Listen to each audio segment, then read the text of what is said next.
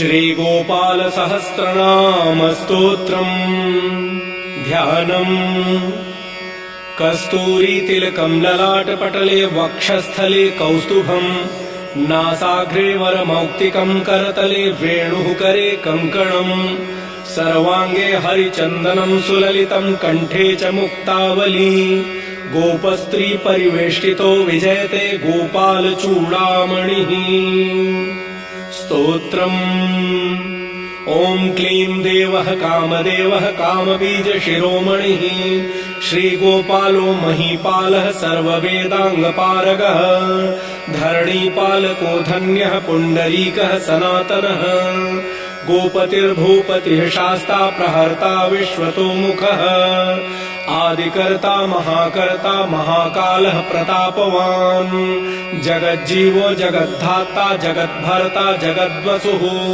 मत्स्यो भीमः कुहूभर्ता हर्ता वाराहमूर्तिमान्, नारायणो हृषीकेशो गोविन्दो गरुडध्वजः, गोकुलेन्द्रो महाचन्द्रः शर्वरी प्रियकारकः, कमलामुखलोलाक्षः पुण्डरीकशुभावः, दुर्वासाः कपिलो भौमः सिन्धुसारङ्गसङ्गमः, गोविन्दो गोपतिर्गोत्रः कालिन्दी प्रेमपूर्वकः, गोपस्वामी गोकुलेन्द्रो गोवर्धनवरप्रदः, नन्दादिगोकुलत्राता दाता दारिद्र्यभञ्जनः, सर्वमङ्गलदाता च सर्वकामप्रदायकः, आदिकर्ता महीभर्ता सर्वसागरसिन्धुजः, गजगामी गजोद्धारी कामी कामकलानिधिः, कलङ्करहितश्चन्द्रो बिम्बास्यो बिम्बसत्तमः, मालाकारः कृपाकारः कोकिलास्वरभूषणः, रामो नीलाम्बरो देवो हलिदुर्दममर्दनः, सहस्राक्षपुरीभेत्ता महामारी विनाशनः, शिवः शिवतमो भेत्ता बालारातिप्रपूजकः, कुमारी वरदायी च वरिण्यो मीनकेतनः, नरो नारायणो धीरो राधापतिरुदारधीः, श्रीपतिः श्रीनिधिः श्रीमान् मापतिः प्रतिराजः, वृन्दापतिः कुलग्रामी धामी ब्रह्म सनातनः, रेवतीरमणो रामश्चञ्चलश्चारुलोचनः, रामायण शरीरोऽयं रामी रामः श्रियःपतिः, शर्वरः शर्वरी शर्वः सर्वत्र शुभदायकः, राधा राधयितो राधी राधा चित्तप्रमोदकः, राधारति सुखोपेतो राधा मोहन तत्परः, राधावशीकरो राधा हृदयाम्भोज षट्पदः, राधालिङ्गन सम्मोहो राधानर्तन कौतुकः, राधा सञ्जात सम्प्रीति राधा काम फलप्रदः, वृन्दापतिः कोशनिधि कोकशोक विनाशकः, चन्द्रापतिश्चन्द्रपतिश्चण्डकोदण्डभञ्जनः, रामो दाशरथी रामो भृगुवंश समुद्भवः, आत्मा रामो जितक्रोधो मोहो मोहान्धभञ्जनः, वृषभानुर्भवो भावः काश्यपिः करुणानिधिः, कोलाहलो हलीहाली हेलीहलधरप्रियः, राधामुखाब्जमार्तण्डो भास्करो रविजो विधुः, विधिर्विधाता वरुणो वारुणो वरुणीप्रियः, रोहिणी हृदयानन्दी वसुदेवात्मजो बली, नीलाम्बरो रौहिणेयो जरासन्धवधूमलः, नागो नवाम्भो विरुदो वीरः वरदो बली, गोपथो विजयी विद्वान् शिपिविष्टः सनातनः,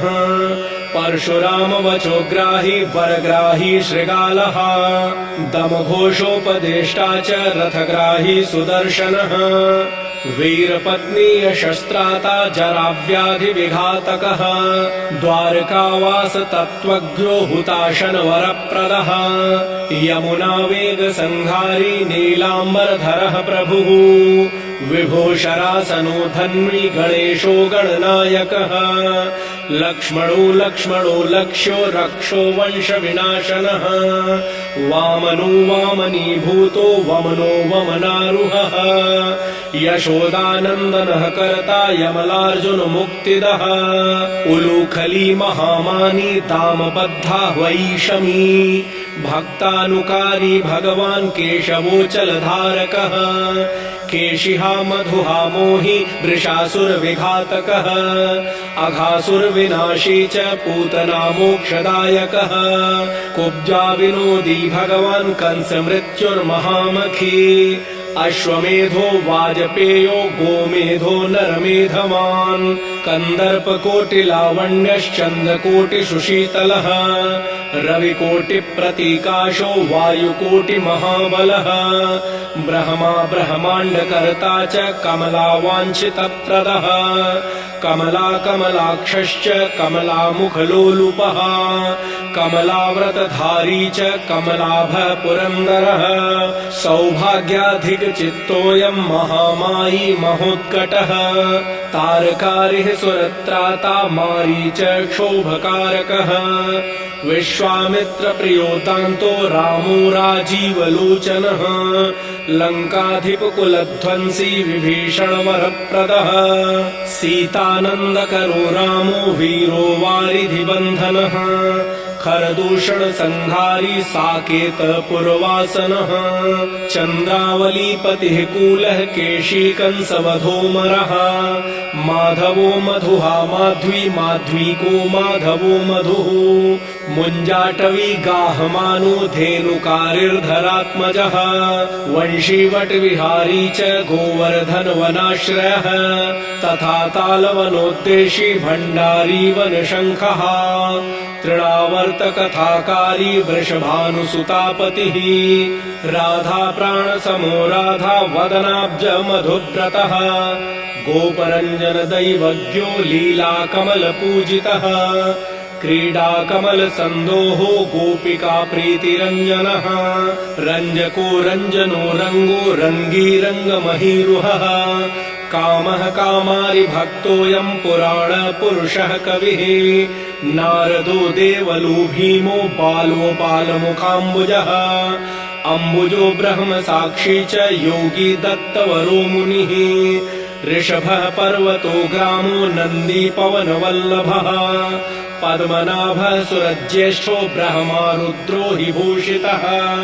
गणानां त्राणकर्ता च गणेशो ग्रहिलो ग्रही गणाश्रयो गणाध्यक्षः क्रोडीकृतजगत्त्रयः यादवेन्द्रो द्वारकेन्द्रो मथुरावल्लभो धुरी भ्रमरः कुन्तली कुन्ती सुतरक्षी महामखी यमुना वरदाता च काश्यपस्य वरप्रदः शङ्खचूडवधोत्तामो गोपीरक्षणतत्परः पाञ्चजन्यकरो रामी त्रिरामी वनजोज्जयः फाल्गुनः फाल्गुनः सखो विराधवधकारकः रुक्मिणी प्राणनाथश्च सत्यभामां प्रियङ्करः कल्पवृक्षो महावृक्षो दानवृक्षो महाफलः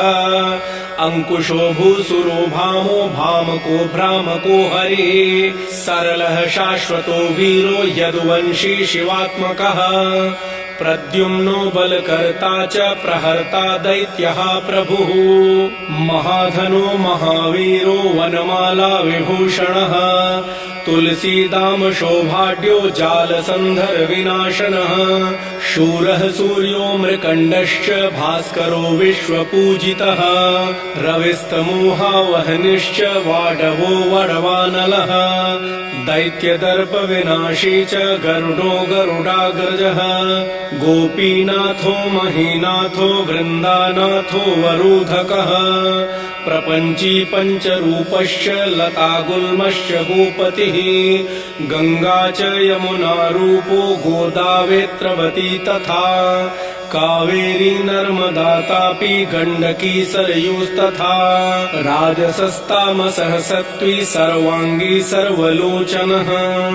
सुधामयो मृतमयो योगिनी वल्लभः शिवः बुद्धो बुद्धिमतां श्रेष्ठो विष्णुर्जिष्णुः शचीपतिः वंशी वंशधरो लोको विलोको मोहनाशनः रवरावो रवो रावो बालो बालबलाहकः शिवो रुद्रो नलो नीलो लाङ्गलीलङ्गलाश्रयः पारदः पावनो हंसो हंसारूढो जगत्पतिः मोहिनी मोहनो मायी महामायो महामखी वृषो वृषाकपिः कालः काली दमनकारकः कुब्जा भाग्यप्रदो वीरो रजकक्षयकारकः कोमलो वारुणो राजा जलको जलधारकः हारकः सर्वपापघ्नः परमेष्ठी पितामहः खड्गधारी कृपाकारी राधारमण सुन्दरः द्वादशारण्य संभोगी शेषनागफलालयः कामः श्यामः सुखः श्रीतः श्रीपतिः श्रीनिधिः कृतिः हरिर्हरो नरो नारो नरोत्तम इषुप्रियः गोपाली चित्तहर्ता च कर्ता संसारतारकः आदिदेवो महादेवो गौरी कुरुनाश्रयः साधुर्मधुर्विधुर्धाता भ्राता क्रूरपरायणः रोलम्बी च हयग्रीवो वानरारिर्वनाश्रयः वनं वनी वनाध्यक्षो महावन्द्यो महामुनिः स्यमन्तकमणिप्राज्ञो विज्ञो विघ्नविघातकः गोवर्धनो वर्धनीयो वर्धनी वर्धनप्रियः वर्धन्यो वर्धनो वर्धि वर्धिन्यः सुमुखप्रियः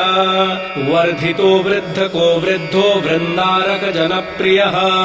गोपाल रमणी भर्ता साम्बकुष्ठ विनाशनः रुक्मिणी हरणः प्रेम प्रेमी चन्द्रावलीपतिः श्रीकर्ता विश्वभर्ता च नरो नारायणो बली गणो गणपतिश्चैव दत्तात्रेयो महामुनिः व्यासो नारायणो दिव्यो भव्यो भावुकधारकः स्वः श्रेयसं शिवं भद्रं भावुकं भविकं शुभम् शुभात्मकः शुभः शास्ता प्रशास्ता मेघनादः ब्रह्मण्यदेवो दीनानामुद्धारकरणक्षमः कृष्णः कमलपत्राक्षः कृष्णः कमललोचनः कृष्णः कामी सदा कृष्णः समस्तप्रियकारकः नन्दो नन्दी महानन्दी मादी मादनकः किली मिली हिली गिली गोली गोलो गोलालयो गुली गुग्गुली मारकी शाखी वटः पिप्पलकः कृते म्लेक्षः कालहर्ता च यशोदायश एव च अच्युतः केशवो विष्णुः हरिः सत्यो जनार्दनः हंसो नारायणो लीलो नीलो भक्तिपरायणः जानकी वल्लभो रामो विरामो विघ्ननाशनः सहस्रांशुर्महाभानुर्वीरबाहुर्महोदधिः समुद्रोऽब्धिकूपारः पारावारः सरित्पतिः गोकुलानन्दकारी च प्रतिज्ञा परिपालकः सदा रामः कृपारामो महारामो धनुर्धरः पर्वतः पर्वताकारो गयो गेयो द्विजप्रियः कम्बलाश्वतरो रामो रामायण प्रवर्तकः द्यौर्दिवो दिवसो दिव्यो भव्यो भावि भयापहः पार्वती भाग्य सहितो भ्राता लक्ष्मी विलासवान् विलासी साहसी सर्वी गर्वी गर्वित लोचनः मुरारिर्लोकधर्मज्ञो जीवनो जीवनान्तकः यमो यमारिर्यमनो यामी याम विधायकः वंशुली पांसुः पाण्डुरर्जुनवल्लभः ललिता चन्द्रिका माली माली मालाम्बुजाश्रयः अम्बुजाक्षो महायक्षो दक्षश्चिन्तामणिः प्रभुः मणिर्दिन्मणिश्चैव केदारो बदराश्रयः बदरीवन सम्प्रीतो व्यासः सत्यवती सुतः अमरारी निहन्ता च सुधा सिन्धुर्विधूदयः चन्द्रो रविः शिवः शूली चक्री चैव गदाधरः श्रीकर्ता श्रीपतिः श्रीतः श्रीदेवो देवकीसुतः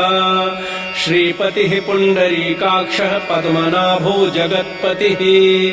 वासुदेवो प्रमेयात्मा केशवो गरुडध्वजः नारायणः परन्धाम देवदेवो महेश्वरः चक्रपाणिः कलापूर्णो वेदवेद्यो दयानिधिः भगवान् सर्वभूतेषु गोपालः सर्वपालकः अनन्तो निर्गुणोऽनन्तो निर्विकल्पो निरञ्जनः निरञ्जनः निराधारो निराकारो निराभासो निराश्रयः पुरुषः प्रणवातीतो मुकुन्दः परमेश्वरः क्षणवानिः सार्वभौमो वैकुण्ठो भक्तवत्सलः विष्णुर्दामोदरः कृष्णो माधवो मथुरापतिः देवकी गर्भसम्भूतो यशोदावत्सलो हरिः शिवः सङ्कर्षणः शम्भुर्भूतनाथो दिवस्पतिः अव्ययः सर्वधर्मज्ञो निर्मलो निरुपद्रवः निर्वाणनायको नित्यो नीलजीमूतसन्निभः कलाक्षयश्च सर्वज्ञः कमलारूपतत्परः ऋषिकेशः प्रीतवासो वसुदेवप्रियात्मजः नन्दगोपकुमारार्यो नवनीताशनः प्रभुः पुराणपुरुषः श्रेष्ठः शङ्खपाणिः सुविक्रमः अनिरुद्धश्चक्ररथः सारङ्गपाणिश्चतुर्भुजः गदाधरः सुरार्तिघ्नो गोविन्दो नन्दकायुधः वृन्दावनचरः शौर्यर्वेणुवाद्यविशारदः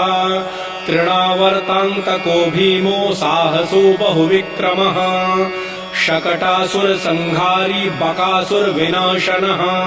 धेनुकासुरसंघातः पूतनारिः नृकेसरी पितामहो गुरुः साक्षी प्रत्यगात्मा सदाशिवः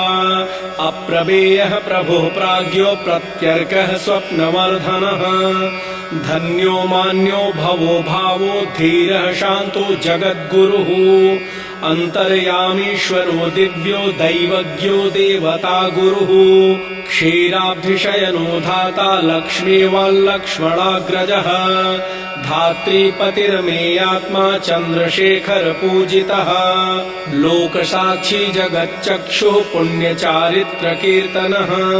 कोटिमन्मथ सौन्दर्यो जगन्मोहन विग्रहः मन्दस्मित ततमो गोपो गोपिका परिवेष्टितः पुल्लारविन्दनयनश्चाणूरान्ध्रनिषूदनः इन्दीवरदलश्यामो बहिर्बरहावतंसकः मुरलीनिनदाह्लादो दिव्यमाल्याम्बराश्रयः सुकपोलयुगः शुभ्रो युगलः सुललाटकः कम्बुग्रीवो विशालाक्षो लक्ष्मीवांशुभलक्ष्मणः पीनवक्षाश्चतुर्बाहुश्चतुर्मूर्तिस्त्रिविक्रमः कलङ्करहितः शुद्धो दुष्टशत्रुनिबर्हणः किरीटकुण्डलधरः कटकाङ्गदमण्डितः मुद्रिकाभरणोपेतः कटिसूत्रविराजितः मञ्जरीरञ्जितपदः सर्वाभरणभूषितः विन्यस्तपादयुगलो दिव्यमङ्गलविग्रहः गोपिकानयनानन्दः पूर्णचन्द्रनिभाननः समस्तजगदानन्दः सुन्दरो लोकनन्दनः यमुनातीरसञ्चारी राधामन्मथवैभवः गोपनारी प्रियोदान्तो गोपीवस्त्रापहारकः शृङ्गारमूर्तिः श्रीधाम तारको मूलकारणम् सृष्टिसंरक्षणोपायः क्रूरासुरविभञ्जनः नरकासुरहारी च मुरारिर्वैरिमर्दनः आदितेयप्रियो दैत्य भीकरश्चेन्दुशेखरः जरासन्धकुलध्वंसी कंसारातिः सुविक्रमः पुण्यश्लोकः कीर्तनीयो यादवेन्द्रो जगन्नुतः रुक्मिणीरमणः सत्यभामा जाम्बवती प्रियः मित्रविन्दाग्नजीति लक्ष्मणा समुपासितः सुधाकरकुले जातो अनन्तप्रबलविक्रमः सर्वसौभाग्यसम्पन्नो द्वारिकायामुपस्थितः भद्रासूर्यसुतानाथो लीलामानुषविग्रहः सहस्रषोडशस्त्रीषु भोगमोक्षैकदायकः वेदान्तवेद्यः संवेद्यो वैद्यब्रह्माण्डनायकः गोवर्धनधरो नाथः सर्वजीवदयापरः मूर्तिमान् सर्वभूतात्मा आर्तत्राणपरायणः सर्वज्ञः सर्वसुलभः सर्वशास्त्रविशारदः षड्गुणैश्वर्यसम्पन्नः पूर्णकामो धुरन्धरः महानुभावः कैवल्यदायको लोकनायकः आदिमध्यान्तरहितः शुद्धसात्त्विकविग्रहः असमानः समस्तात्मा शरणागतवत्सलः उत्पत्तिस्थितिसंहार कारणं सर्वकारणम् गम्भीरः सर्वभावज्ञः सच्चिदानन्दविग्रहः विश्वक्सेनः सत्यसन्धः सत्यवान् सत्यविक्रमः सत्यव्रतः सत्यसंज्ञः सर्वधर्मपरायणः आपन्नार्तिप्रशमनो द्रौपदी मानरक्षकः कन्दर्पजनकः प्राज्ञो जगन्नाटकवैभवः भक्तिवश्यो गुणातीतः सर्वैश्वर्यप्रदायकः दमघोषसुतद्वेषी बाणबाहुविखण्डनः भीष्मभक्तिप्रदो दिव्यः कौरवान्वयनाशनः कौन्तेयप्रियबन्धुश्च पार्थस्यन्द्यनसारथिः नारसिंहो महावीरः स्तम्भजातो महाबलः प्रह्लादवरदः सत्यो देवपूज्यो भयङ्करः उपेन्द्र इन्द्रावरजो वामनो बलिबन्धनः गजेन्द्रवरदः स्वामी सर्वदेव नमस्कृतः शेषपर्यङ्कशयनो वैनतेयरथो जयी अव्याहतबलैश्वर्यसम्पन्नः पूर्णमानसः योगेश्वरेश्वरः साक्षी क्षेत्रज्ञो ज्ञानदायकः योगिहृत्पङ्कजावासो योगमाया समन्वितः नादबिन्दुकलातीतश्चतुर्वर्गफलप्रदः शुषुम्णामार्गसञ्चारी देहस्यान्तरसंस्थितः देहेन्द्रियमनः प्राणसाक्षी चेतः प्रसादकः सूक्ष्मः सर्वगतो देही ज्ञानदर्पणगोचरः तत्त्वत्रायात्मको व्यक्तः कुण्डली समुपाश्रितः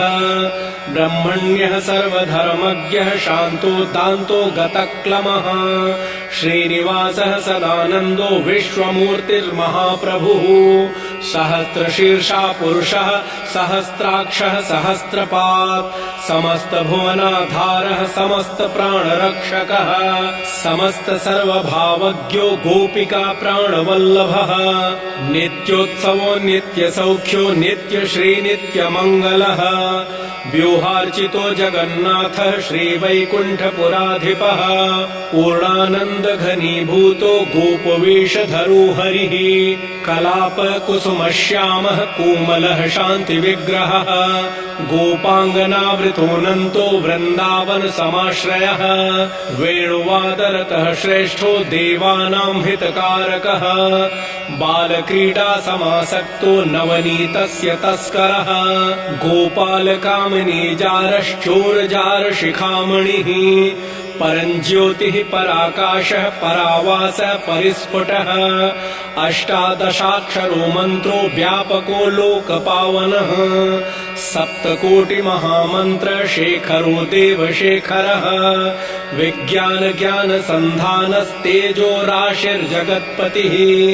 भक्तलोकप्रसन्नात्मा भक्तमन्दारविग्रहः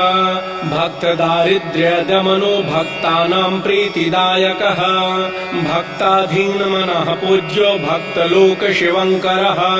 भक्ताभीष्टप्रदः सर्वभक्ताघौघनिकृन्तनः अपारकरुणासिन्धुः भगवान् भक्ततत्परः। इति श्रीसम्मोहनतन्त्रे पार्वतीश्वरसंवादे गोपालसहस्रनामस्तोत्रम् सम्पूर्णम्। जय श्री कृष्ण।